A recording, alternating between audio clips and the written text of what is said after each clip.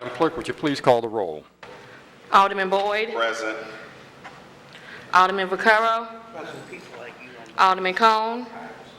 Please excuse him. Alderman Ornowitz. Alderwoman Hubbard. Alderman Kotar. Here. Alderwoman Spencer. Present. Alderman Muhammad. Here. Alderwoman Boyd. Chairman Kennedy. Here. 7 present. Thank you. The committee has 2 items before today. We first take up Board Bill 119. We have the Public Safety Director here to discuss the merits of the bill. Good morning, Mr. Chairman, Alderman. Thank you so very much, Alderwoman. Before I start, Mr. Chairman, if you would allow, I would take this opportunity to introduce to you the 2 Fuse Fellows that have joined the City of St. Louis. You will recall that I was here at the last meeting asking for the authorization to accept the funding for the Fuse Fellows. So it gives me a great honor to introduce Mr. Wilford Pickney.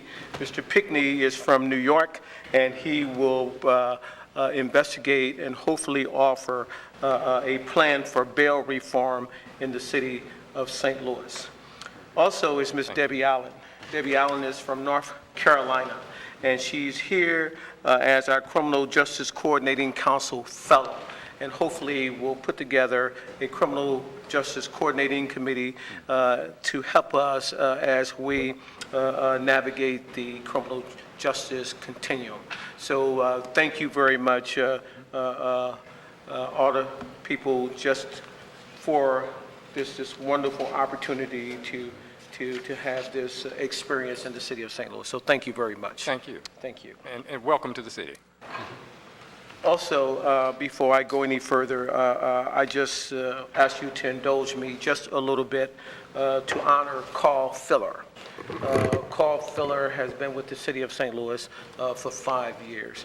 On Friday, October the 5th, will be Carl's last day with the City of St. Louis. He has added great value to me personally and to the Public Safety Committee, and I'm sure to the City of St. Louis. So I would be remiss if I did not indicate to you how much I appreciate and have appreciated Carl Phillip for the job that he's done for the City of St. Louis. So I just wanted to make that statement. Where's he going? He is going to a tech firm, I believe in Creve Coeur, and I hope that he finds private corporate America distasteful, and we'll have an opportunity to bring him back. I'm here today to ask for authorization under Board Bill 119 to enter into an intergovernmental agreement with the United States Marshal.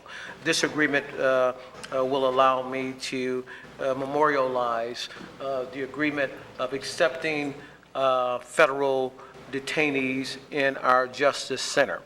This is important both to the City of St. Louis as well as the United States Marshal Service and the federal court system.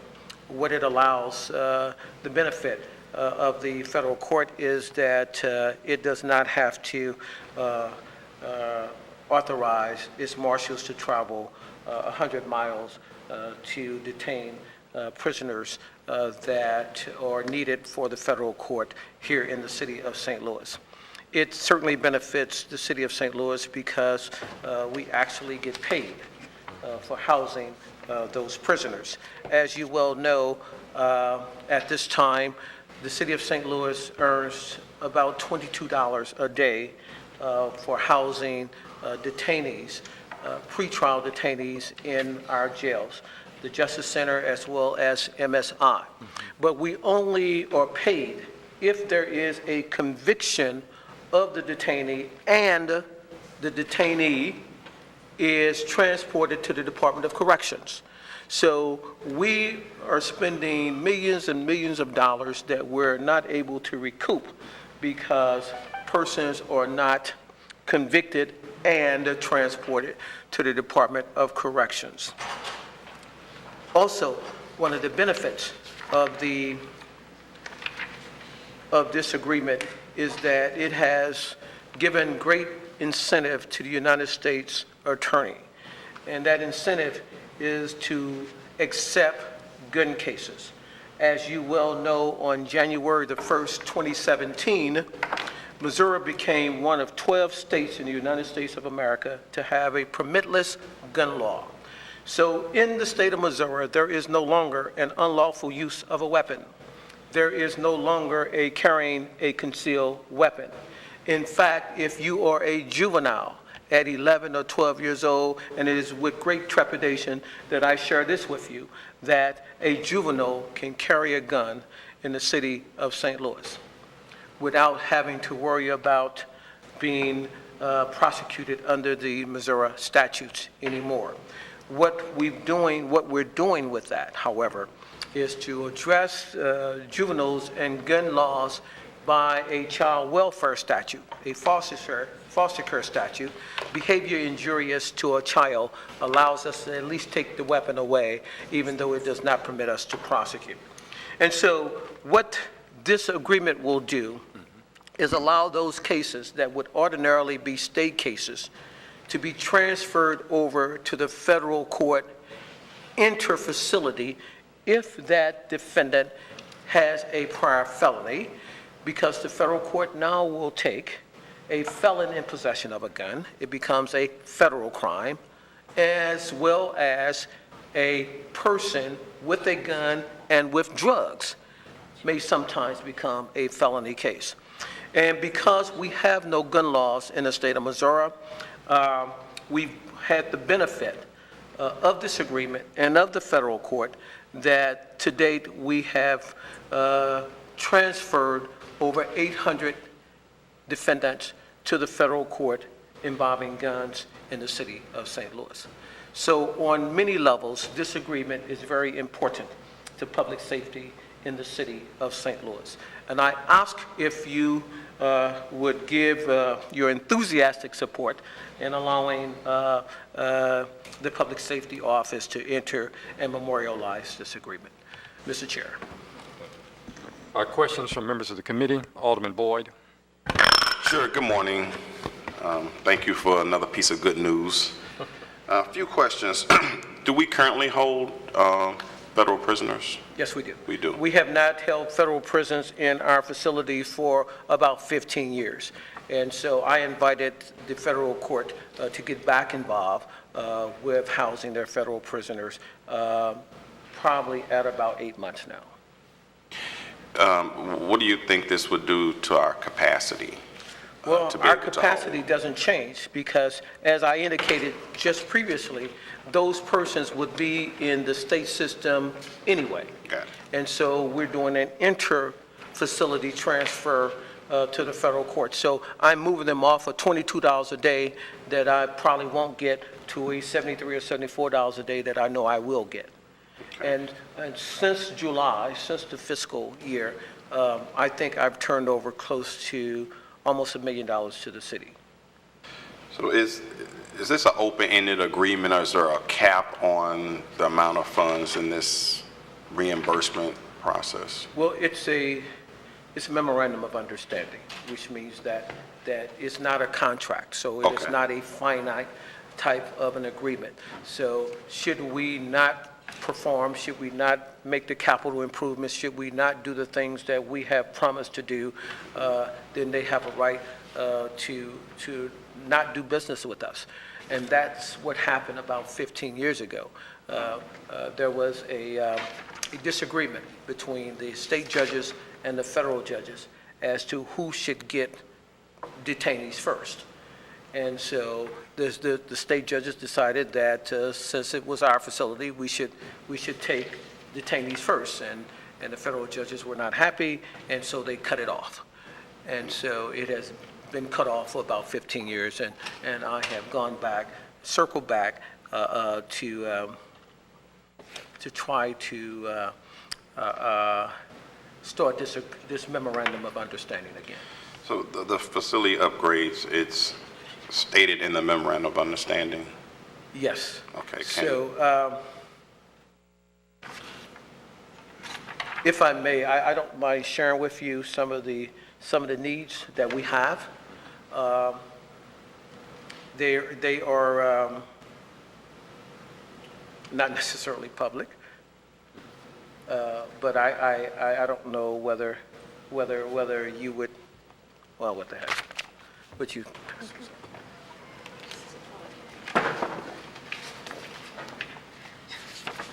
Is this a copy of the memorandum? Those are the types of things that I know I need to do for the facilities.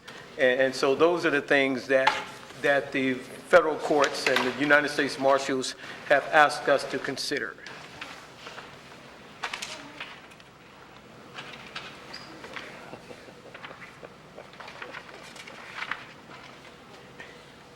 And I might add that this is my work product, Alderman Coder. And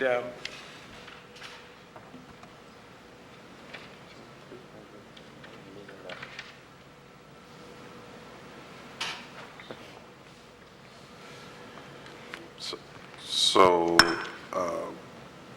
B, the GO bond 2018 approved, this is definitely going to happen, right? that will happen.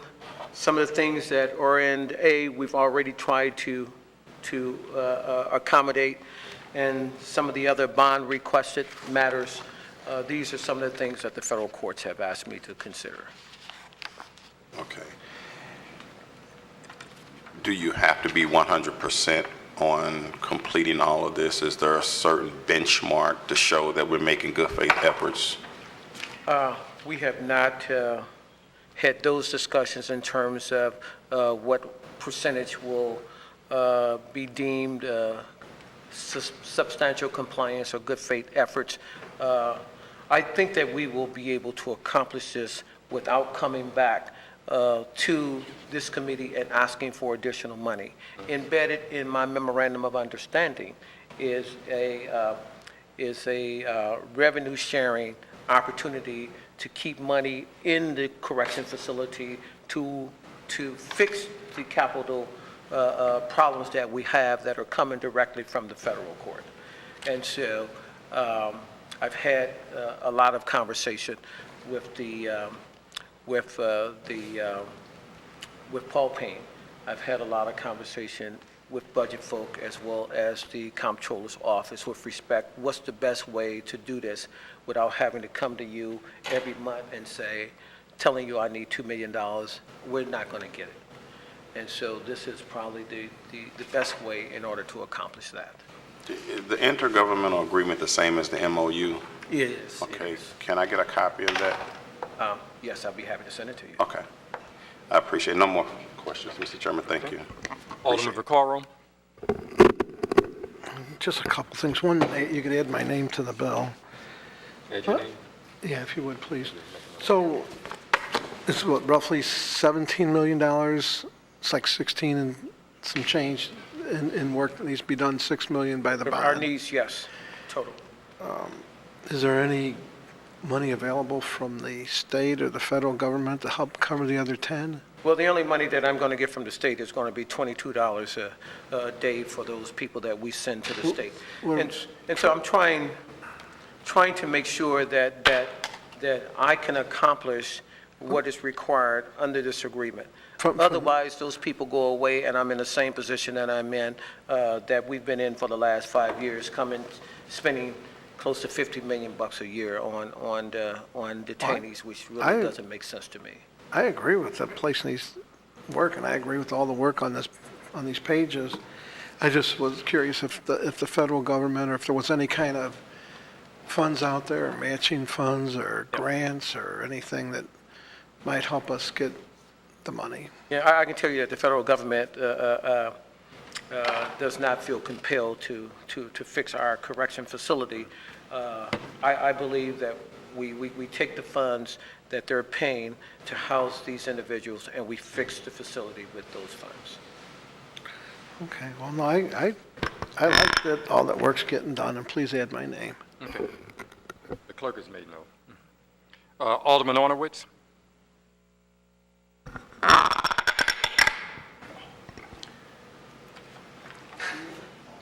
So, Director, I like the direction we're going in, and we know it's not going to happen overnight because we know Rome wasn't built in a day. We just have to have a little patience and cooperation, but I'm in agreement with what you're trying to do. I just think it makes sense that we start moving forward and addressing the things.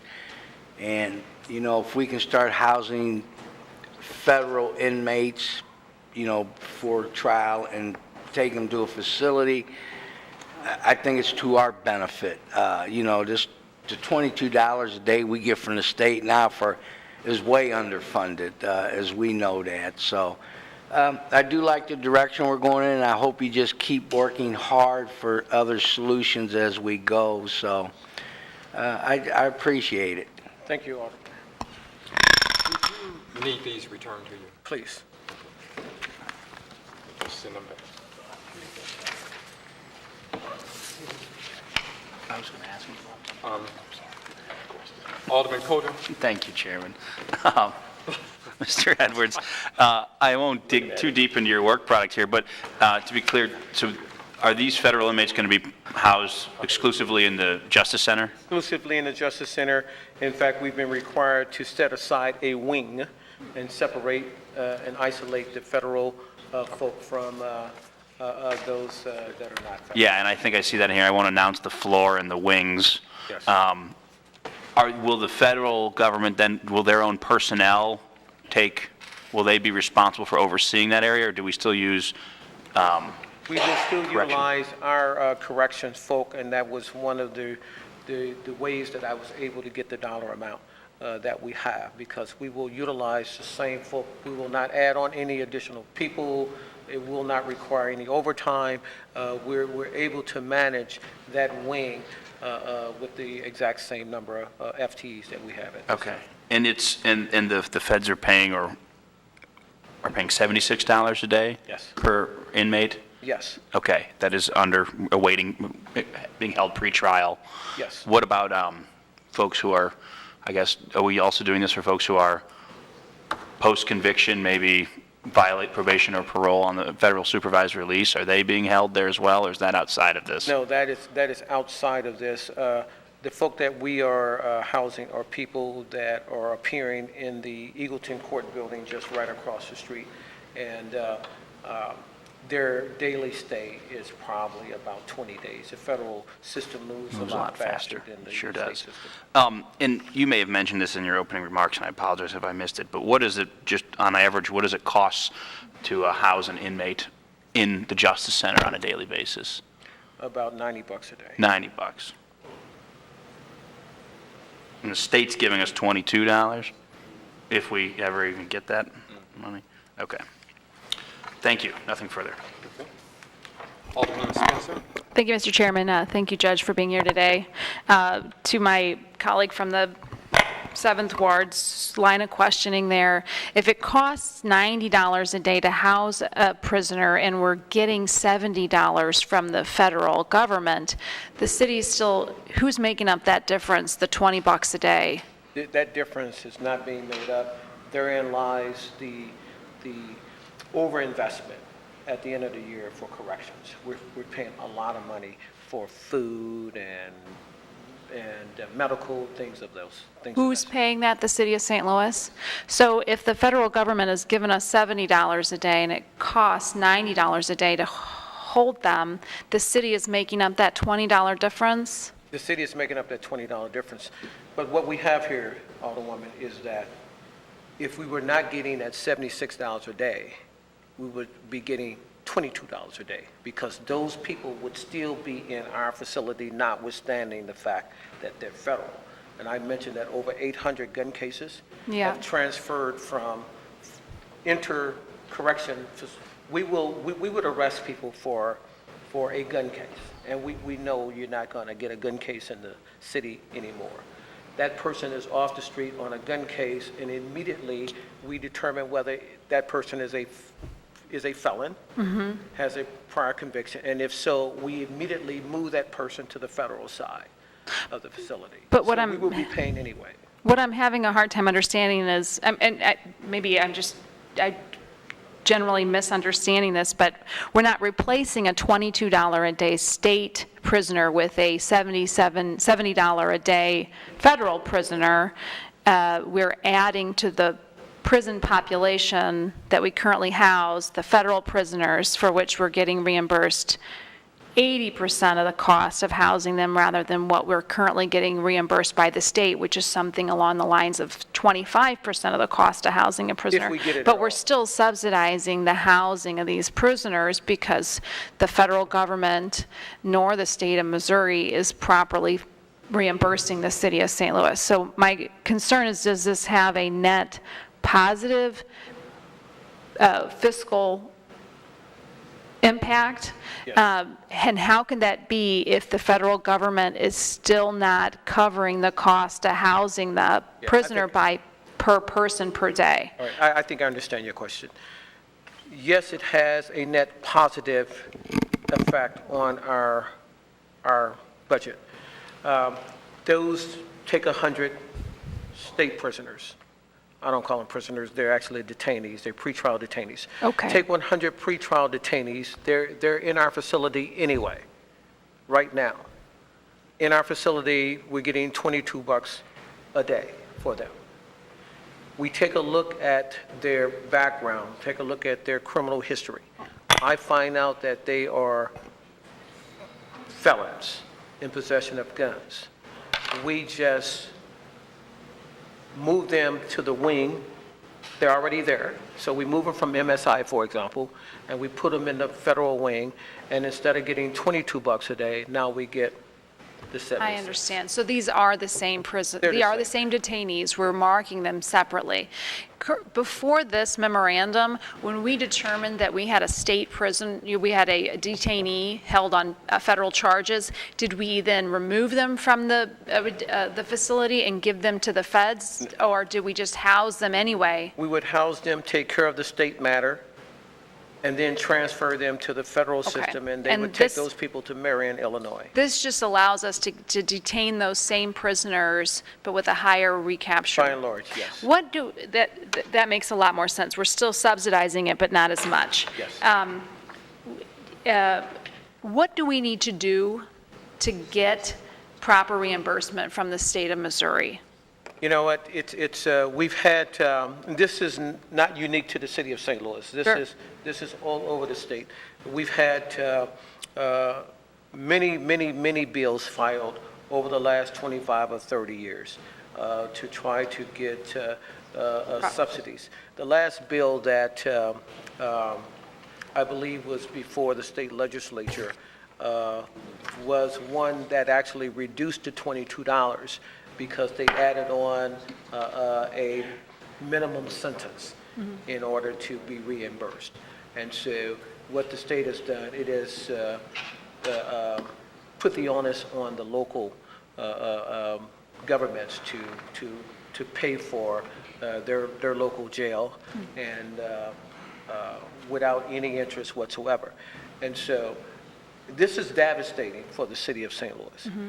And the reason it's devastating for the city of St. Louis is that probably only 10% or less of the people that we house in our facilities actually end up in the Missouri Department of Corrections, which means that we can house you for 3 years, and at the end of the 3-year period, we get zero reimbursement. Oh my Or we can gosh. house you for longer periods of times than that, and we get zero reimbursement.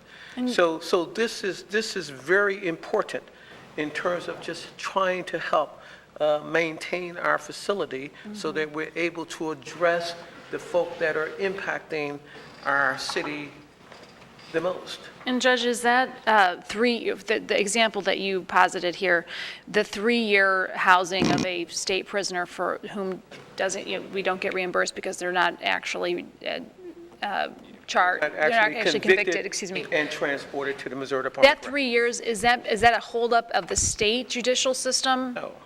What is creating that situation in which a person is detained for that duration of time? I would suggest that if a person is detained that long, it's probably trial strategy of somebody. Okay. For example, I'll give you, just recently, we had 3 people charged with murder and had been in our facility for maybe 2 years. And on the day of trial, the case was nolli prosequi because there was not the availability of victims or witnesses. And so we see a lot of cases dismissed. We see a lot of cases where there's a suspended imposition of sentence. We see a lot of cases where there's a suspended execution of sentence. So we see cases wherein the statutes allow for something other than prison, alternative to prison. And so we all look for alternative to prisons, but it's having a negative financial impact. And so if that detainee isn't eventually convicted, the city of St. Louis is reimbursed 0% for the entire duration.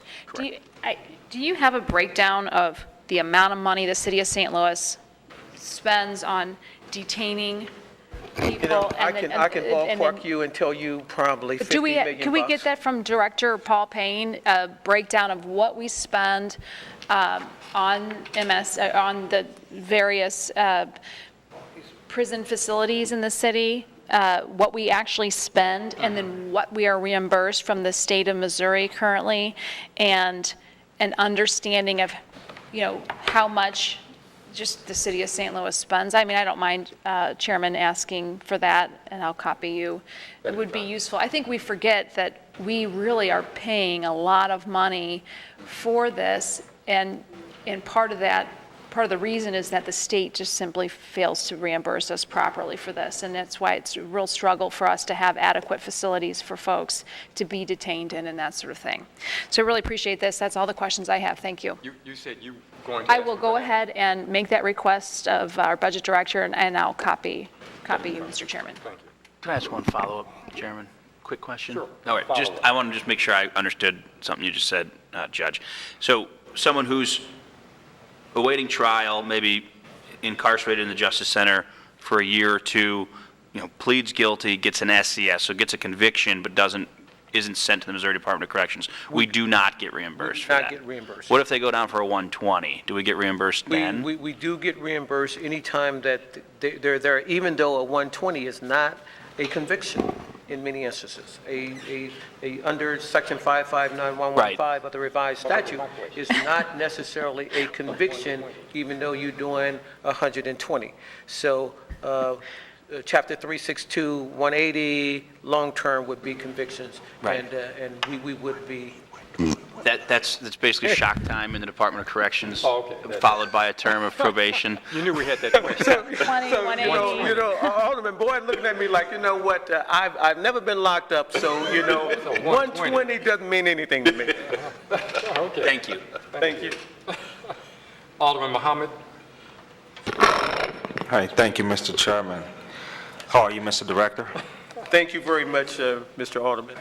I just have one quick question. In Section 3, it gives a breakdown of where the funds are going from this allocation from the U.S. Marshal Service. 40% is going to general revenue, 60% is going to a special fund to provide upgrades and improvements for the workhouse in the Justice Center. Why is it 60-40, and why is it not the total allocation, or why is it not even more if we need all these improvements to our city facilities? Thank you very much, Alderman. I would love to have 100% of these funds going to the corrections and staying inside of corrections. It will give me certainly an opportunity to not only address the capital needs at the Justice Center, but also the capital needs at the medium security institution. So that would have obviously been my preference. I did, however, have conversations with the budget director, and he thought that 60-40 would be a good split. And so because he thought 60-40 would be a good split, I acquiesced. Did he provide, so it's going to general revenue, was it a specific reason why he took 40% to general revenue? Was this normal practice? Has this happened before with different contracts coming from ENA, or is this something totally off guard and new for you? Yeah, this is, I don't believe that there's a precedent for it, so I think that this may be a first impression type matter that I'm presenting here to this committee. Okay. And what's the duration of this contract or agreement? Is it a time limit on it, or? And that goes back to Alderman Boyd's initial question. This is not a contract as we understand the legal definition of contract. This is a memorandum of understanding. So at any given time, if we are not compliant, for example, if we're not moving the detainees fast enough, then maybe the federal United States Marshal Service decide that this isn't working for it and can pull away. So there is no quid pro quo, no condition wherein we can force them to stay in this memorandum of understanding. So at any time, the U.S. Marshal Service can say, our business is done with the city of St. Louis? And just as the city can say, our business is done with the U.S. Marshal Service. Gotcha. Okay. I don't see a problem with this board bill. The only thing that I am caught off guard with is Section 3 with the 40 and 60 allocation. I mean, I certainly, as a chair, would entertain a amendment if you wish to change that. I do. I am awaiting our clerk or our legal counsel to come back in with that amendment, Mr. Chairman. Okay.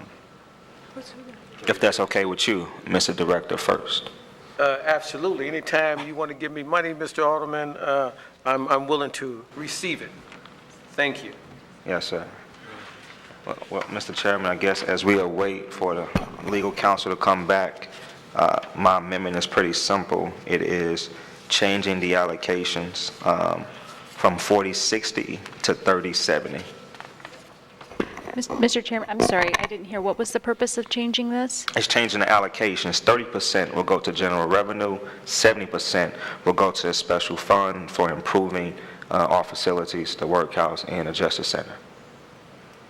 He's trying to get more money that returns back to the city to go for repairs. And the judge has recommended 60-40 because this has already been. He did not recommend 60-40. He just said that the budget director told him 60-40. And I acquiesce. I mean, there's no question that I acquiesce because this is important. My initial request was 100%. 100% for what? For the jail? For the jail. And of course, the budget director pushed back on that, and this was 60, and it ended up 60-40. If we don't have numbers right now, this is my problem, and I'm constructing the email right now. We don't understand. We have no numbers around how much money we're spending on housing detainees currently. We don't know how much. The 60-40 to me is just a number in the wind, right? Well, so I'm sorry. May I? Sure. What I'm looking for is just being able to comply with the capital improvements. And so it has really nothing to do with the number of detainees. None of this is at all connected to the number of detainees. The number of detainees would have no impact on the improvement of the toilets or the improvement, of a door or a lock or a roof or things of that sort. And so one of the big problems that we have is that it doesn't matter whether we have 3,000 detainees like it was when I was on the bench in the early 90s, or we have 1,200 like it is today. So it has no impact on who's there or who's not there. You still have the, Well, you had a question for me? My question really is, so this action here, Board Bill 119, will take additional funds that we're able to obtain from the federal government and put some of them put some of that additional fund. Is that additional fund above and beyond the $20 per day, or is it just all the funds from the federal prison? Just the funds from the federal from the U.S. Marshal Service. That's I- what this bill deals with. Okay. It's not above and beyond what we would get if they were a state prisoner. It's just the total funding. And what I am hoping to maybe have an understanding of, if we are going to hold the bill and add a amendment to it, would be an understanding of what we currently are paying out of the general fund for the housing of detainees citywide, the fiscal impact of this bill in its positive sense, above and beyond what we're currently being reimbursed for these same prisoners from the state, and the movement, how this is enabling us to do some of these improvements because of this action. And if, just making sure that we're not furthering the subsidy, I don't think we are. I don't think a 70-30 split does that, but just so that we have some hard numbers around what we're doing. That's the one piece that's sort of missing from the bill Maybe- to begin with. Yeah, maybe I can be more precise. 90% of the time, we get zero reimbursement. 90% of the time, we get zero reimbursement from the state of Missouri. 90% of the time. What this does is, it allows us to get reimbursement on the 125 or the 130 detainees that we have over on for the federal government. If we don't get that reimbursement for that 130 or 140 detainees, we are still detaining them because we're still detaining them on a state charge. Sure. I have no doubt that this is going to have a positive, from the testimony that the judge has provided us, but we are talking about real dollars here, and a lot of them. And I think we're also talking about improving facilities that are in great need of improvement. And we ought to be enumerating these things and putting hard numbers behind what we're doing. I mean, as a general rule, having a fiscal note associated with a bill to just say, this action initiated by the city of St. Louis is going to generate X number of. I don't know that. Okay. It's based upon who's in the facility. So I may have 10 federal detainees one month, and I may have 30 the next month, or 0 in December. Okay. And so that number will fluctuate based upon those persons that are indicted in the federal court system that are doing pretrial. And so these numbers are not guaranteed. I mean, they're going to fluctuate. Gotcha. Alderman Boyd? Yes, Mr. Chairman, being down here 15 years, sitting on Ways and Means, changing percentages of semantics, having a fair understanding of how Paul Payne, the budget director, works. We can put any number you want to on here. At the end of the day, ENA can shift monies where they want to shift monies. It certainly makes a bold statement, excuse me, to have 100% if that's what the committee wants to do. Right. But at the end of the day, when the money comes to the city, it's the city's funds, and the city tends to do what they want to do, just like with use taxes and other Proposition P money and so on and so forth. So I'll vote for it, but it's just semantics at the end of the day. Alderman? Just the point that we are subsidizing the housing of detainees, so whether we, whether we take this additional funds and put it at the facility, we're still having to subsidize the housing of these detainees. And this, so I want to be very clear that this, the money that's going into the general fund is not just, going into street repair. It's actually still going to pay for the detaining of prisoners, because we subsidize that with our general fund, and we will continue to do so after this bill passes. So this is just redirecting some of that money that it would be otherwise reimbursed for the housing of them into the facilities, which is obviously very well needed, but it's not as though this money would otherwise be spent on drapes in City Hall or something of that Right, nature. absolutely. Just so we're clear. Just, yeah. Mr. Chairman, I make a motion to put amendment number 1 before the committee. And I'll second that. Everyone should have a copy of amendment number 1. It's been moved and seconded that we place amendment number 1 before us. Alderman, you want to explain it? Yes, sir. Thank you. Oh, you know what? It's actually, Your motion was to put it in front of us, right. before us. So we'll go ahead with this motion. Is there any discussion on the motion? Well, This is the motion just to put it before us. okay. So, Madam Clerk, would you call the roll? Alderman Boyd. Alderman Vaccaro. Aye. Alderman Cone. Alderman Ornowitz. Aye. Alderwoman Hubbard. Alderman Kotar. Alderwoman Spencer. Alderman Muhammad. Aye.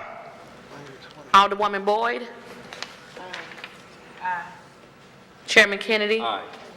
No, I think it's 8 aye votes. By your vote, we sustain the motion. she's 19. Alderman from the 21st? Thank you, Mr. Chairman. As noted, the Alderman from the 27th Ward is correct. We need our legal counsel back here to fix this typo. I would think it's a Scribner's Where error. is the, It is. It's to amend said board bill page 1, line 29. It should be 19. but it's- 19. on line 19? But it's just a Scribner's error, We so. can make that correct. That's just We line should be able to 19 make instead that of change. 29. Okay, well, So amend, that would be there at the first and the second paragraph. yes, sir, it's And the in the fifth. First line and the fourth line. 1, 2. Yes, he has line 29 4 times in this amendment. Okay. So 29 just needs to be changed to 19. To 19. And it's just a Scribner's error, so we can write it in ourselves. Right. So we'll just Okay, change you can continue. Amendment number 1 is simple. It just changes the allocation from 40% going to general revenue to 30% to general revenue, and from 60% to this special fund for improving our city jails to 70% into this special fund. Okay. It's just changing the allocations. Any questions on the amendment? If not, we can entertain a motion to adopt the amendment. I'll make a motion that we adopt it. Second. Been moved and seconded that we adopt amendment number 1 to Board Bill 119. Been a request for previous roll. Is there any opposition to previous roll? Seeing no opposition, by your vote, we sustain the motion to adopt amendment number 1 to Board Bill 119. We could now take a motion on Board Bill 119. Mr. Chairman, I make the motion that we pass Board Bill 119 with a due pass recommendation, As amended. as amended. Second. Been moved and seconded that we pass Board Bill 119 as amended with a due pass recommendation. Is there any discussion on the motion? Previous roll. Been a request for previous roll. Is there any opposition to previous roll? Seeing no opposition, by your vote, we sustain the motion to adopt Board Bill 119 as amended with a due pass recommendation. Thank you very much, Mr. Chairman and Public Safety Committee. We're very, very appreciative of that. I'm going to ask if you would be kind enough to return the work product to me, if you will. I believe we have them all after these two. We passed them up already.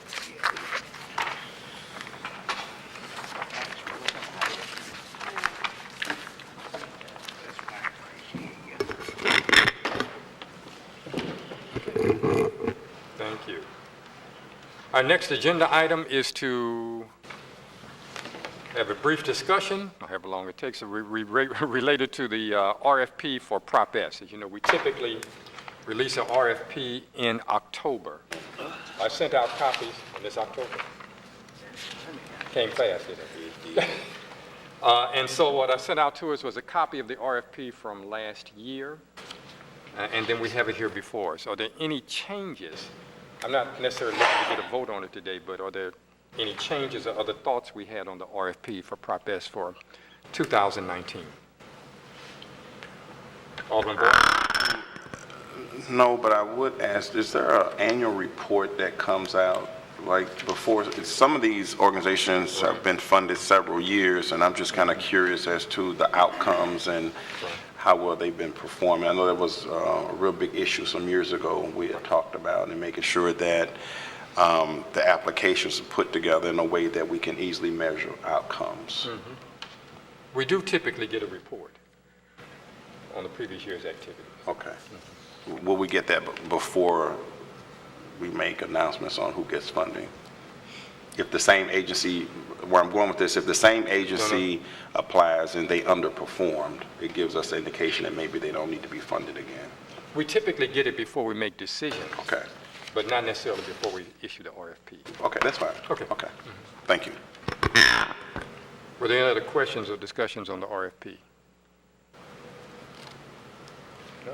Okay then. Then we will have there are dates and things that have to be changed on this. We'll change those dates and get a copy out to us, and then we'll look to take a vote on adopting the RFP at our next meeting, which will be next week.